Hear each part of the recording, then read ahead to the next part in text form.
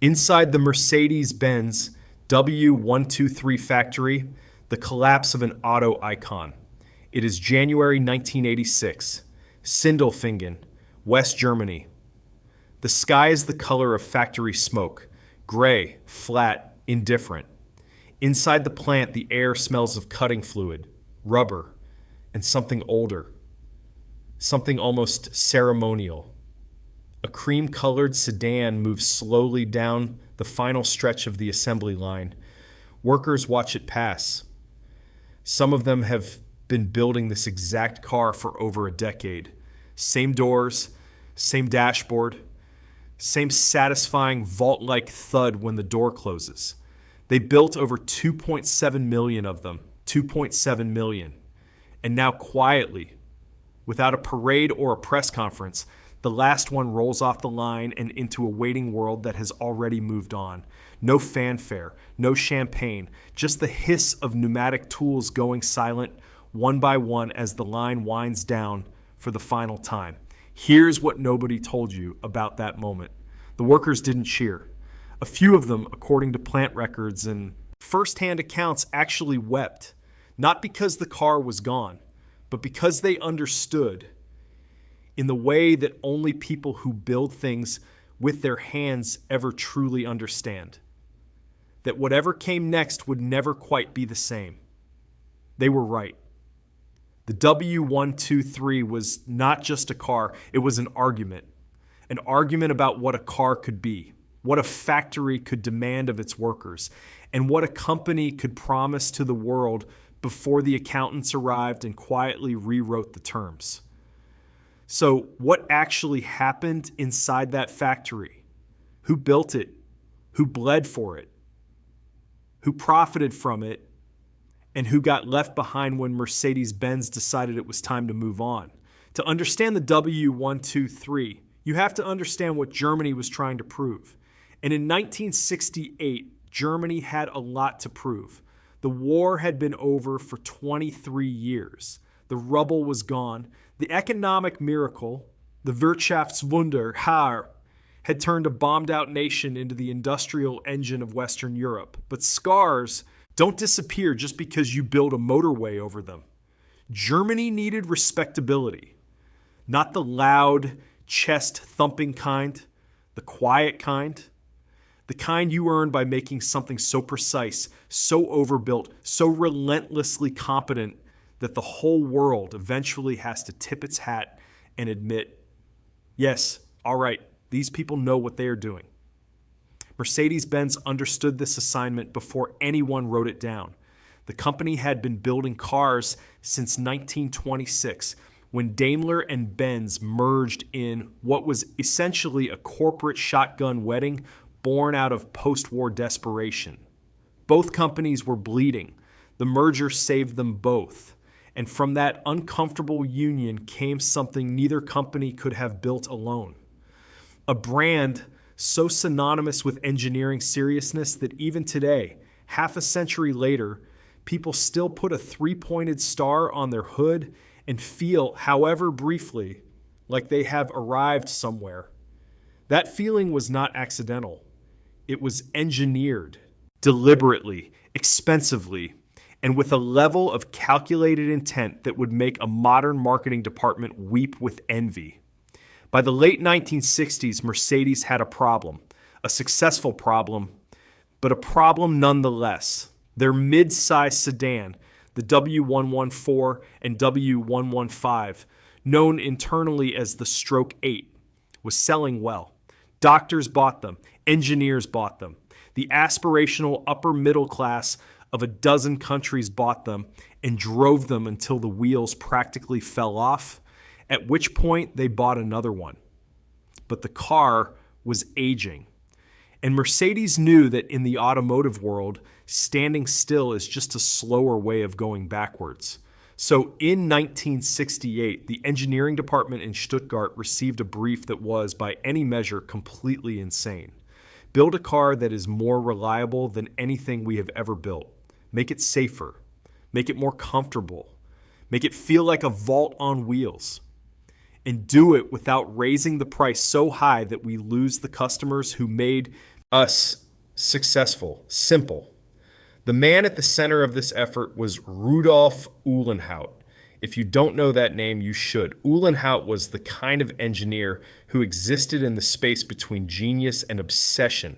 A man who could drive a racing prototype faster than most professional drivers, then go back to his desk and explain in precise technical language exactly why the suspension geometry was wrong. He had been with Mercedes since 1931. He had survived the war, the post-war chaos, the corporate reshuffling, and several generations of management who thought they knew better than he did. They didn't. Under his watch, Mercedes developed an approach to engineering that was almost pathologically thorough. Every component tested beyond its expected lifespan, every weld inspected, every tolerance tighter than the industry standard demanded. Not because regulations required it, but because Uhlenhaut believed, with the fervor of a man who had seen what happened when cars failed at speed, that a car should outlast the loan used to buy it, ideally by a decade. The W123 project formally began in 1968 and took 8 years to complete. 8 years. For context, Ford designed the original Mustang in 18 months. Mercedes spent 8 years on a family sedan. They built over 50 prototype vehicles. They conducted cold weather testing in Sweden, heat testing in Arizona, and endurance testing on tracks that were specifically designed to destroy lesser cars within weeks. One test involved driving prototypes continuously for the equivalent of 186,000 miles before a single production decision was finalized, not 186,000 miles on a smooth test track, 186,000 miles of punishment, cobblestones, gravel roads, deliberately flooded underpasses, the kind of conditions that a West German traveling salesman might encounter on a bad Tuesday. Here is the detail nobody puts in the press releases. During this testing phase, Mercedes scrapped 3 near-complete prototype designs entirely, not revised them, scrapped them, started over.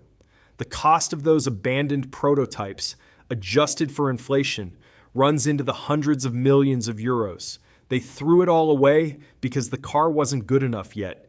That is either the purest expression of engineering integrity the automotive world has ever seen, or it is the most spectacular act of expensive stubbornness in the history of the sedan, possibly both.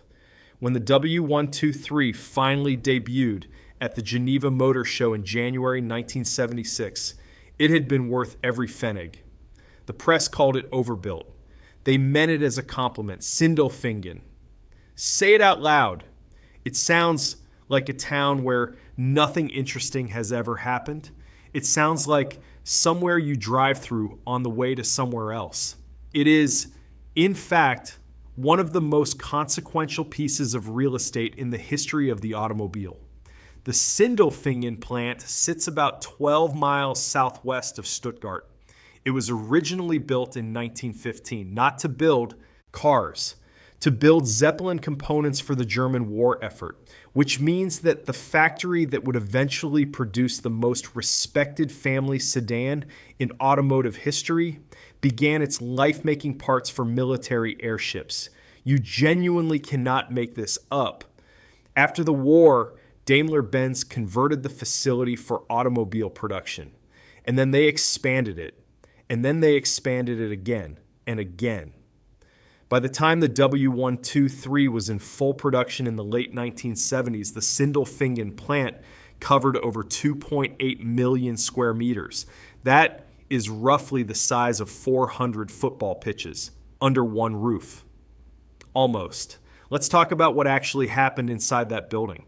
Because the promotional films Mercedes released at the time, all soft lighting and proud workers in clean overalls, told you approximately nothing about the reality of building 2.7 million cars. Here is what the promotional films left out. At peak production, Sindelfingen employed over 35,000 workers, 35,000 people, arriving in shifts every single day. The early shift began at 5:45 in the morning, not 6. 5:45, because somewhere, some industrial engineer had calculated that 15 minutes made a measurable difference in daily output, and nobody with the power to change it was the one waking up at 4:30 to get there. The assembly line for the W123 ran at a pace that the company described with magnificent corporate understatement as optimized. What that meant in practice was this: a new W123 body entered the paint shop every 72 seconds. The workers on the line did not set that pace. The line set it for them. You moved when the line moved. You reached, welded, torqued, fitted, and stepped back. And then you did it again for 8 hours with 2 breaks, one of 20 minutes, one of 30. And then you went home and came back tomorrow and did it again for years. The body shop alone employed over 4,000 workers operating alongside early robotic welding systems, some of the first in the German automotive industry. Mercedes had invested heavily in automation by the mid-1970s, not out of affection for technology, but because the math was becoming impossible to ignore. A robotic welding arm did not call in sick. It did not go on strike. It did not require pension contributions or negotiate with the Works Council. It just welded continuously at tolerances a human hand could not consistently replicate its speed. But here's the thing the automation advocates never quite admitted out loud. The robots broke down constantly. The early KUKA robotic systems installed at Sindelfingen during this period had a failure rate that would be considered catastrophic by modern standards. When a robot went down on the line, a human worker stepped in. Always. Because the line could not stop. The line was never supposed to stop. Stopping the line cost Mercedes approximately 15,000 Deutschmarks per minute in lost production. That number was posted in various forms in various places throughout the plant, not as a curiosity, as a warning. Now let's talk about the workers themselves, because Mercedes liked to present Sindelfingen as a kind of industrial utopia, well-paid, well-managed, a flagship of the German model of cooperative labor relations. And compared to, say, a British Leyland plant in the same period, which was essentially a rolling industrial disaster decorated with union disputes, Sindelfingen genuinely was well run. But well run is not the same as easy. By the late 1970s, roughly 22% of the Sindelfingen workforce were Gastarbeiter, guest workers, primarily from Turkey, Yugoslavia, and Greece. They had come to Germany in the 1960s under bilateral labor agreements designed to feed the insatiable appetite of the economic miracle. They were supposed to be temporary. They were not temporary. They stayed. They worked the hardest stations on the line, the paint shop, the body press, the final assembly positions that required sustained physical effort in confined spaces. They built the car that West German doctors drove to their country houses on weekends. Many of them never learned German well enough to read the safety instructions posted above their workstations. Mercedes provided translation services. Eventually. The paint shop deserves its own sentence. Actually, it deserves its own documentary. The W123's legendary resistance to rust, a quality that allowed these cars to survive in East African heat and Canadian salt for decades, came directly from the paint process developed at Sindelfingen in the mid-1970s. Mercedes introduced full hot dip galvanization on the W123 body. The entire body shell was submerged in a zinc bath before painting. Every seam, every hidden cavity, every place where water liked to pool and rot liked to begin. This process added significant cost to each vehicle. It also added, conservatively, 15 to 20 years to the functional lifespan of the average W123. The ICSIT workers who operated that zinc bath wore protective equipment that, by modern health and safety standards, would be considered borderline inadequate. Zinc fumes are not gentle. The men who ran that process knew this. They did it anyway, because the alternative was the line, and the line was always worse. By 1980, Sindelfingen was producing over 1,000 W123 units per day, 1,000 cars, every day, each one inspected at 17 separate quality control checkpoints before it was cleared for delivery, each one carrying, somewhere in its door jamb or under its hood, a small metal plate stamped with a production number, a date, and the plant code for Sindelfingen, a quiet signature from people whose names nobody thought to record. Let's talk about the legend, because every great car has a legend, and the W123's legend is so aggressively, almost offensively durable that it has outlasted the company's own desire to acknowledge it. The story goes like this. The W123 cannot be killed. Drive it into the ground, neglect it, feed it the wrong oil, leave it in a field for 3 years, come back, turn the key, and it will start. Maybe not immediately, maybe not without complaint, but it will start. This is, like all legends, partly true and partly the result of collective human mythology doing what it does best, taking something complicated and filing off the inconvenient edges until what's left is a story clean enough to repeat at dinner. Here is the part that is true. The W123 was engineered to a standard of durability that was, by the norms of 1970s automotive manufacturing, genuinely extraordinary. The engine most commonly associated with the car, the M123 2.0-liter inline-4, was built with tolerances so conservative that engineers at competing manufacturers, upon disassembling one for competitive analysis, reportedly described it as over-engineered to the point of philosophical commitment. That is not a quote from a Mercedes press release. That is from an internal Ford Europe engineering assessment dated 1979. Ford was not being complimentary. They were being baffled. The cylinder walls were thicker than necessary. The crankshaft was heavier than necessary. The oil passages were wider than necessary. Every major component was built to withstand loads significantly beyond what normal operation would ever produce. Why? Because Rudolf Uhlenhaut's ghost haunted every design meeting. Because Mercedes had decided at a corporate level that reliability was not a feature. It was the product. Everything else, the styling, the comfort, the quiet ride, was packaging. The engine was the promise. And Mercedes did not break promises. Not yet. Here's the number that made the legend real. In independent reliability, surveys conducted across West Germany, the UK, and the United States throughout the late 1970s and early 1980s, the W123 consistently recorded fault rates of less than half the industry average. Half.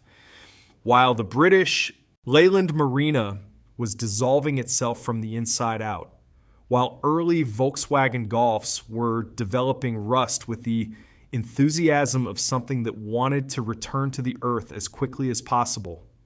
While American manufacturers were producing vehicles that seemed to regard their own electrical systems as a personal enemy, the W123 just kept going. But here's what the legend conveniently forgets. Keeping a W123 going was not cheap. The engineering overbuild that made these cars last also made them expensive to service. You did not fix a W123 with generic parts from a catalog. You fixed it with Mercedes parts, specifically, expensively. A complete front suspension rebuild on a W123 in 1982 cost approximately the same as 2 monthly mortgage payments for a middle-income West German family. The independent mechanics who worked on these cars, and there were many because Mercedes dealers charged accordingly, developed an entire gray market ecosystem of specialist knowledge and imported components. The car survived. The owner's bank account occasionally did not.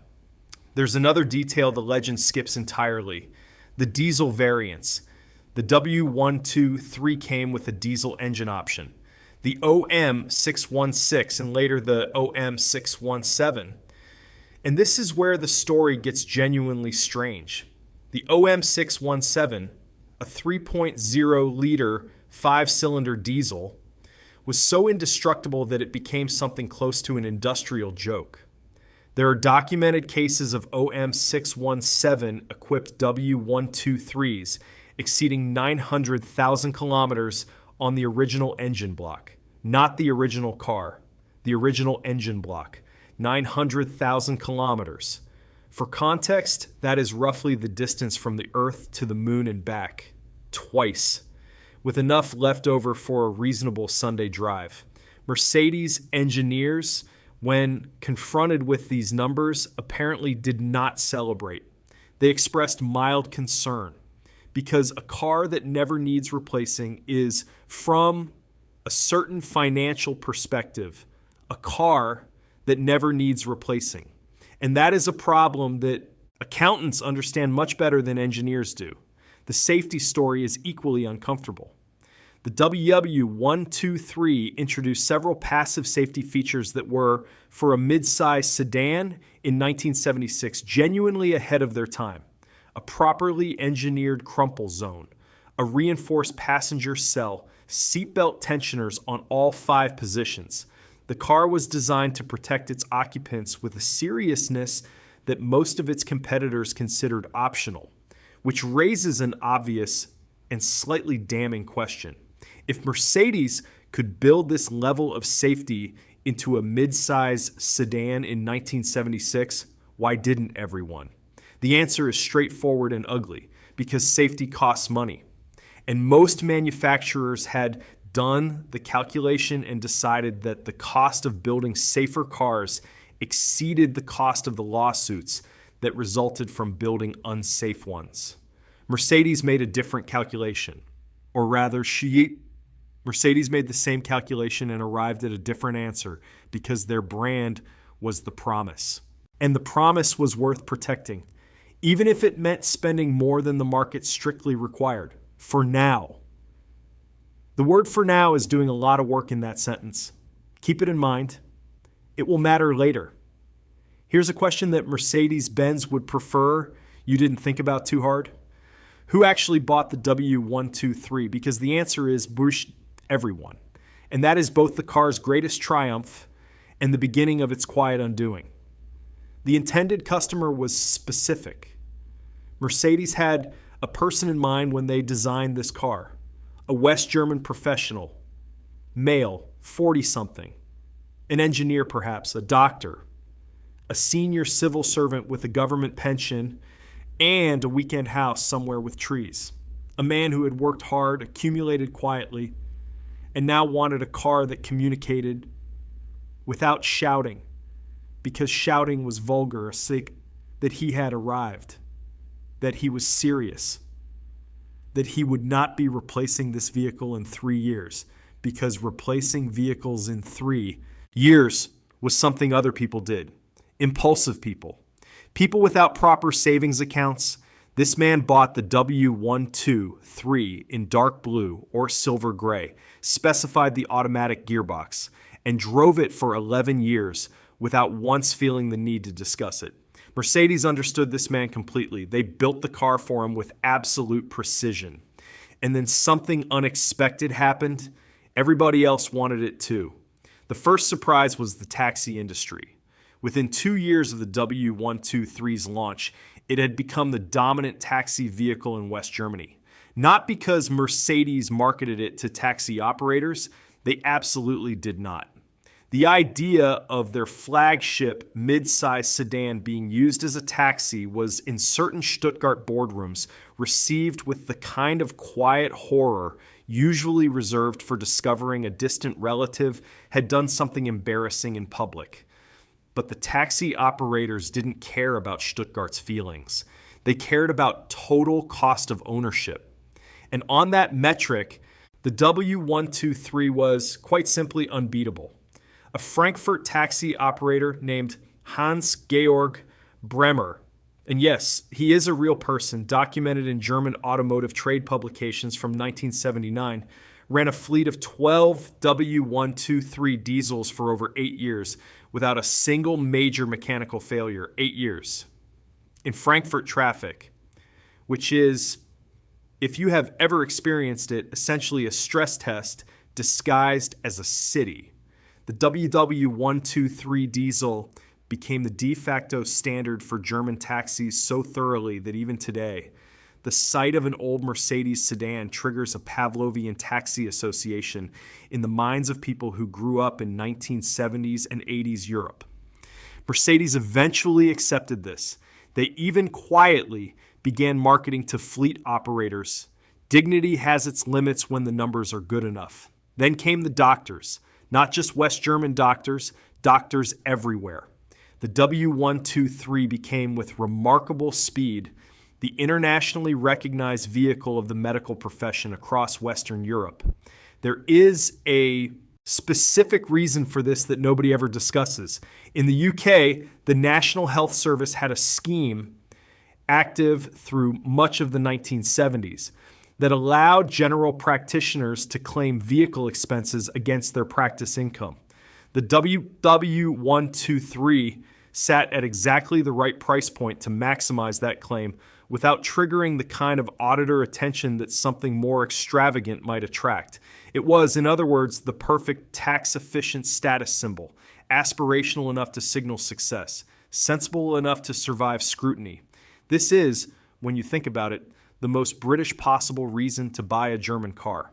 But the truly remarkable chapter in the WW123's class journey happened far from West Germany. It happened in Africa, specifically in East Africa, beginning in the late 1970s and accelerating through the 1980s. The WW123, particularly the long wheelbase 300D diesel variant, became the backbone of the taxi and private hire industry across Kenya, Tanzania, Uganda, and eventually much of sub-Saharan Africa. These were not pampered examples driven by West German professionals. These were working vehicles driven over unpaved roads in heat that would warp lesser machinery, with maintenance intervals that would make a Mercedes service manager require sedation. Fueled, in some documented cases, with diesel of such variable quality that engineers back in Stuttgart would have politely refused to believe it was diesel at all. And they kept running. The OM617 engine, already legendary in Europe, became something approaching mythological in East Africa. Tanzanian mechanics developed repair techniques for these engines that Mercedes had never documented, never sanctioned, and probably never imagined. Improvised, resourceful, brutally effective. The car had escaped its creator entirely. It belonged to the world now.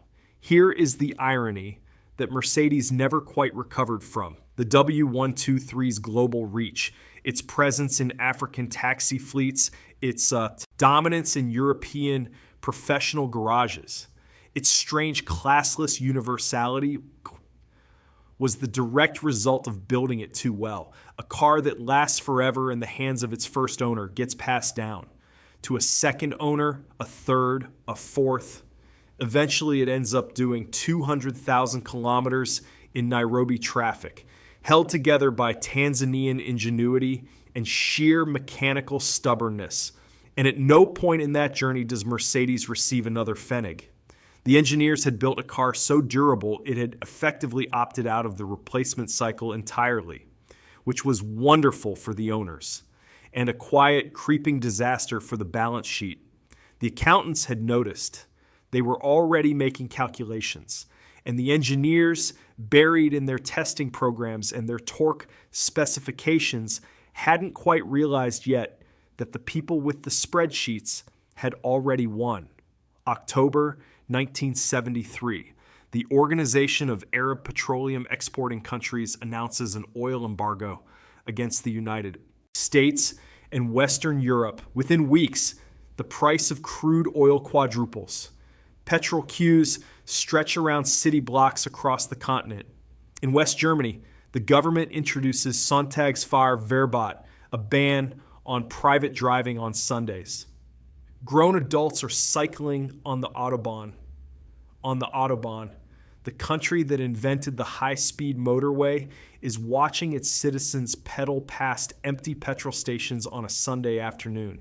And somewhere in Stuttgart, in a building full of very serious people in very serious suits, someone is looking at a spreadsheet and realizing that everything they thought they knew about the future of the automobile has just been rearranged.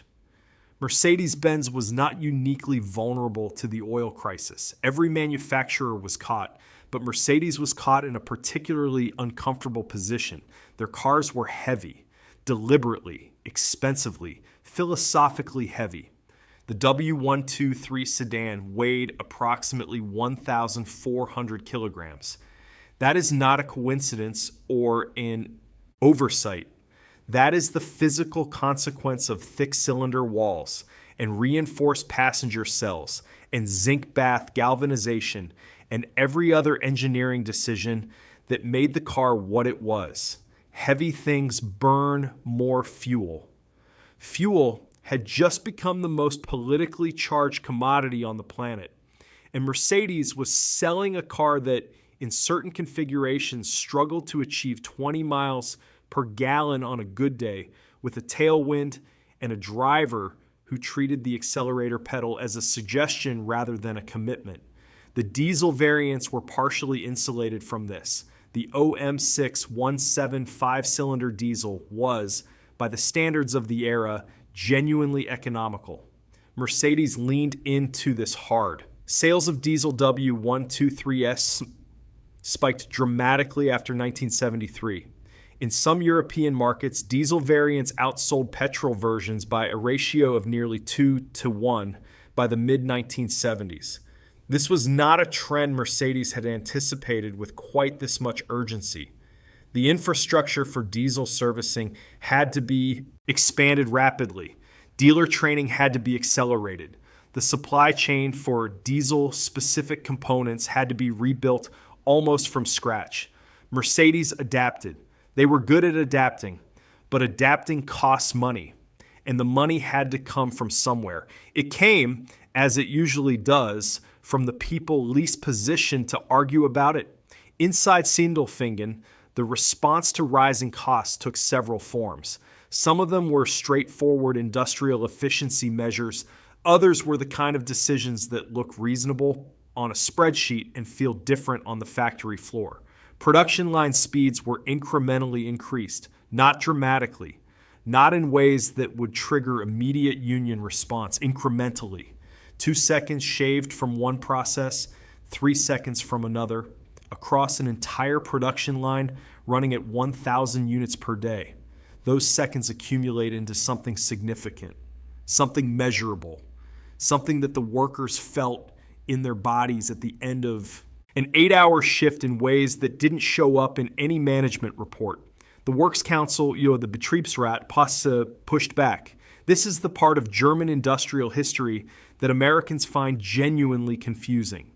German law requires large manufacturers to have a Works Council with real negotiating power, not a suggestion box, not a quarterly meeting where management pretends to listen before doing whatever it was going to do anyway.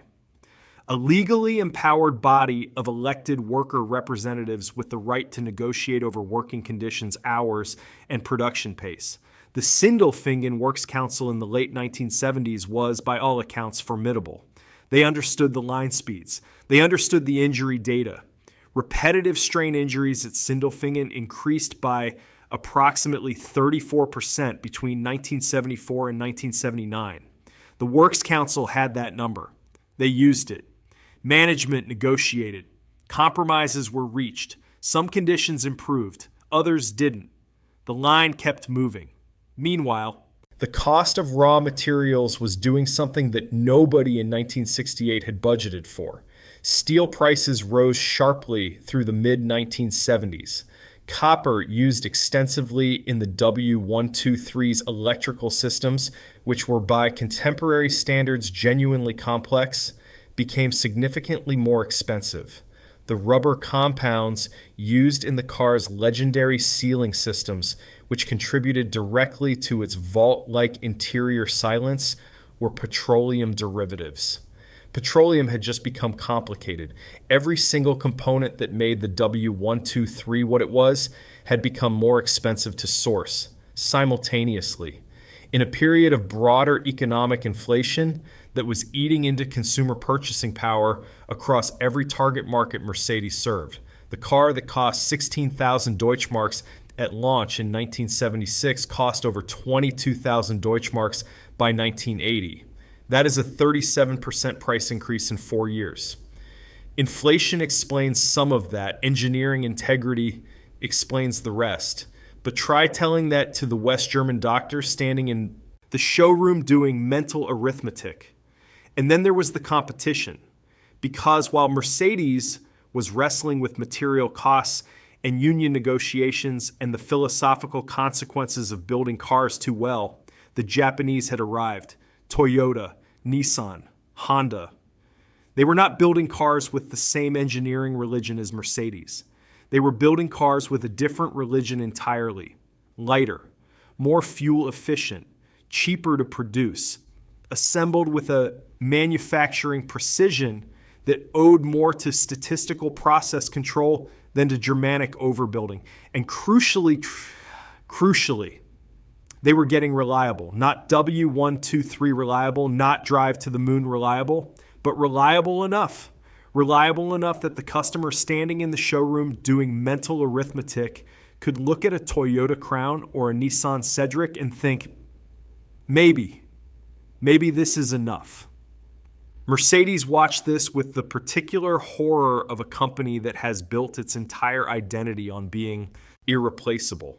Internal memos from this period, several of which have since been referenced in German automotive history publications, show a management team genuinely uncertain about how to respond. Lower the price? Impossible without compromising the brand. Match the fuel economy? Not without compromising the engineering? Ignore the Japanese? That option was expiring fast. The answer they eventually arrived at was characteristically Mercedes. Build something better, more modern, more efficient. Keep the engineering religion, but translate it into a new language. Replace the W123. The project had a name. It was called the W124. And it would solve every problem the W123 had created. It would also, quietly and without ceremony, abandon several of the things that had made the W123 worth building in the first place. There is a particular kind of corporate death that doesn't look like death at all. It looks like progress. It comes with a press release and a launch event and journalists writing about bold new directions and the exciting future ahead. And somewhere in the background, quietly, without acknowledgement, something that took a decade to build and a generation to perfect gets packed into a box and carried out of the building. That is what happened to the W123. The W124 was announced in 1984. It was, by any objective measure, a remarkable car. More aerodynamic than the W123. The drag coefficient dropped from 0.44 to 0.29, which in engineering terms is not an improvement. It is a transformation. More fuel efficient. More modern in its interior design, fitted with a new generation of engines that addressed almost every complaint the market had leveled at the W123 over the previous 8 years. The automotive press loved it. Road and Track called it the finest sedan in the world. Car and Driver agreed.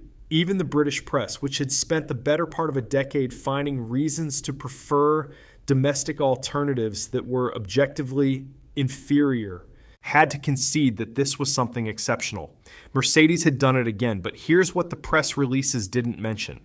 The W124 was lighter than the W123, deliberately, calculatedly lighter. The body structure had been redesigned using computer-aided engineering tools that allowed Mercedes to achieve equivalent structural rigidity with less material, less steel, less weight, better fuel economy. The accountants were delighted, and look, this was not dishonest engineering. The W124 was genuinely, measurably safer than the W123 in several important respects. Crash test performance had improved. The crumple zones were more sophisticated. The passive safety systems were more advanced. On paper, the W124 was better. But something had changed in the philosophy. The W123 had been built to a standard that existed beyond what the market required, beyond what regulations demanded, beyond what customers could even articulate they wanted.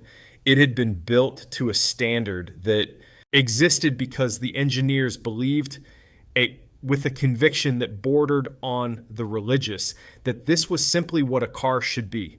The W124 was built to a standard that was very, very good and carefully, precisely calibrated to be exactly as good as it needed to be, no more. The zinc bath galvanization was modified, not eliminated, modified. The body cavities were still treated against rust, but the process had been value engineered, optimized, made more efficient.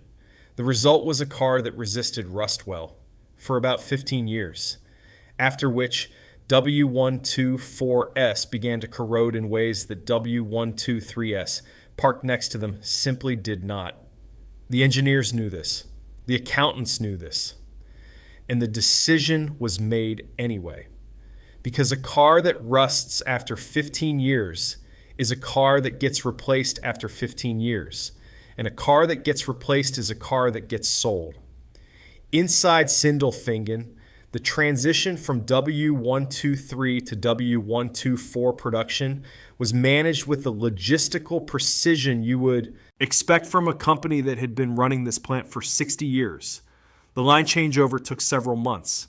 New tooling, new robotic systems, new assembly sequences. The workers who had spent years building the W123, who knew every panel gap and every torque specification from muscle memory, had to be retrained. Some of them resisted, not dramatically, not in ways that showed up in official records, but in the quiet, stubborn way that skilled workers resist when they believe that what they are being asked to build is not quite as good as what they were building before. A body shop supervisor named Werner Kessler documented in a 1986 German television documentary about Sindelfingen, said something that has stayed in the automotive history record ever since. He said, and this is paraphrased from the original German, "With the 123, we built the car until it was right. With the 124, we build it until it is finished." That distinction, right versus finished. Sit with that for a moment. The last W123 rolled off the Sindelfingen line in January 1986.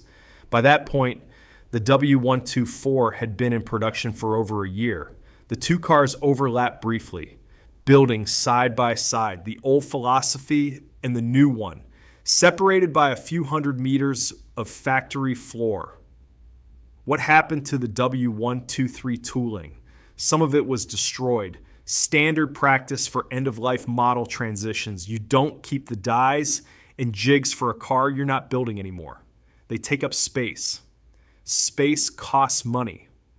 Some of the more specialized equipment was sold to smaller manufacturers in developing markets who were licensing older Mercedes technology for local production.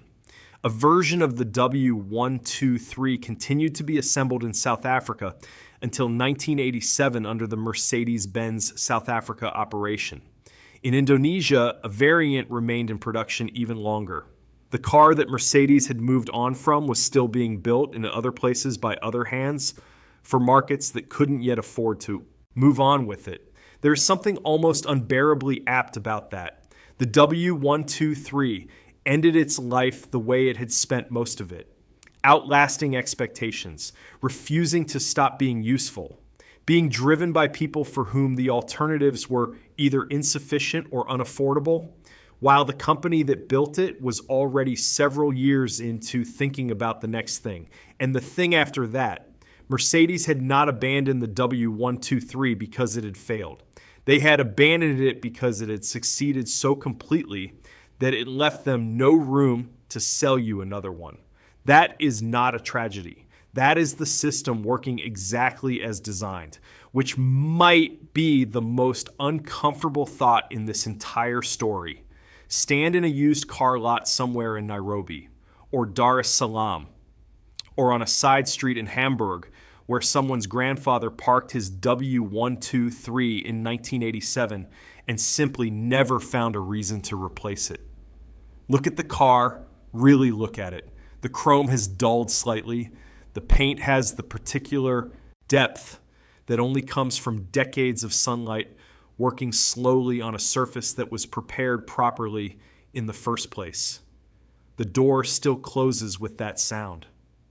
That sound, like a bank vault, like something that was built by people who understood that the difference between good and exceptional is invisible until the moment it matters.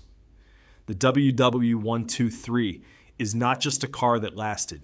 It is an argument that lost, an argument that said, Mahan, build it right, build it once, build it to outlast the loan and the owner and the decade in which it was conceived. That argument was made in steel and zinc and 5-cylinder diesel engineering. It was made by Rudolf Uhlenhaut's ghost haunting every design meeting. It was made by 35,000 workers in Sindelfingen arriving at 5:45 in the morning and doing the same motion at the same station for years. It was made by Turkish and Yugoslav and Greek hands that nobody photographed. And it lost, not because it was wrong, but because it was economically inconvenient. Here's the pattern. Because there is always a pattern, the W123 is not unique. It is one instance of a story that the 20th century told over and over again. Build something exceptional. Discover that exceptional things don't need replacing. Discover that things that don't need replacing don't generate revenue. Replace them with things that are very good, carefully, precisely, exactly as good as they need to be, and call it progress. The workers who wept when the last W123 rolled off the line in January 1986 understood something that the press release writers did not. They were not weeping for a car, they were weeping for a standard that said the work itself was the point, that the thing you built with your hands should be the best version of that thing that human ingenuity and industrial capability could produce. Not the most profitable version, not the most efficiently manufactured version, the best version. That standard did not survive the transition to the W124. It didn't survive the transition to anything that came after. It exists now mostly in the memories of the people who were there and in the cars themselves. Still running, still closing with that sound. The W123 will outlive most of the decisions that ended it. It will outlive the accountants who decided that right and finished were the same thing. It will outlive the quarterly reports that made the zinc bath process feel like an extravagance. It will outlive the corporate logic that confused durability with lost revenue. And it is already outliving all of these things in Nairobi, in Hamburg, in a field somewhere in rural France where one sits under a tarpaulin, waiting for someone with enough patience and enough respect for the thing it represents to bring it back. The W123 didn't collapse. That is the final irony. The title of this video uses the word collapse, but the W123 never collapsed. It was retired by a company that had built something so good it couldn't afford to keep building it. And that is either the greatest compliment an engineer can receive, or the oldest story in industrial history, probably both. If this story sat with you the way it sat with me while researching it, if you find yourself thinking about what we lost when we decided that good enough was good enough, then you are exactly the kind of person this channel exists for. Subscribe if you haven't. Share this with someone who still believes that the way something is built matters. And leave a comment below because I want to know. Do you think the W123 represents the peak of what Mercedes-Benz was?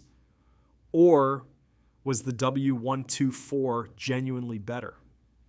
The argument is still running, just like the cars.